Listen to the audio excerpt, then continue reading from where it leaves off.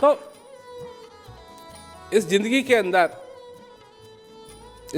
अंदर क्या क्या है सब कुछ, इसका स्पष्ट फॉर्मूला, नर्तन भव बारिद कहूं बेरो, सन्मुख मरुत अनुग्रह मेरो, करुण धार सतगुरु दृढ़ नावा, दुर्लभ काज सरल करी भावा। ये इसका मतलब समझते हो, बहुत कुछ समझ गए आज कि नर्तन जो शरीर मिला है ये इस भवसागर को पार करने का एक बेड़ा है, एक नौका है। सन्मुख मरुत अनुग्रह मेरो, भगवान से कहते हैं ना, कृपा कर दो मेरे पे, कृपा कर दो, मेरी नौकरी लगा दो, मेरा ये कर दो, मेरा वो कर दो। ये समझते हैं भगवान की कृपा है, ये भगवान की कृपा नहीं है।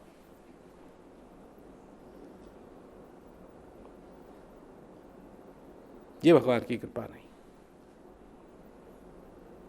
भगवान की कृपा है इस श्वास का आना जाना। इसकी कदर तुमको कब मिलेगी? या तो तुम मेरी बात सुनो, समझो,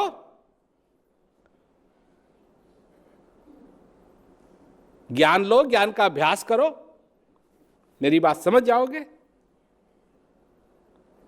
या फिर अंत समय में तुमको इस श्वास की कदर आएगी।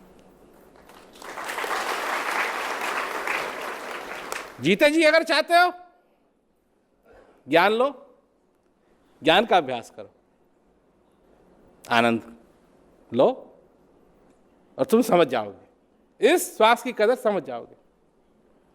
और अगर नहीं, कोई बात नहीं, समझोगे तो जरूर, पर जब तुम्हारी आखिरी श्वास होगी तब जाकर के तुम इस श्वास की कदर को समझो। क्या है? ये तो सबके साथ होना ही है। हंसा निकल गया पिंजड़े से, खाली पड़ी रही तस्वीर। क्या क्या सुंदर शब्द हैं इस भजन में। क्या किया सारी जिंदगी? बहुत मनाए देवी देवता, बहुत मनाए पीर, अंत समय कोई काम न आवे। कोई नहीं आएगा काम, जाना पड़े आखिर। हंसा निकल गया पिंजड़े से, खाली पड़ी रही तस्वीर। श्वास का महत्व समझोगे? आज जो समझ गए तो ये नहीं है क्या है। अब देखो ना, मन के लिए मन क्या कहता है? हृदय जानता है, श्वास की कदर समझो। और मन क्या कहता है? क्या है श्वास में रखा, क्या है? और संत महात्माओं ने, सबने श्वास की चर्चा की।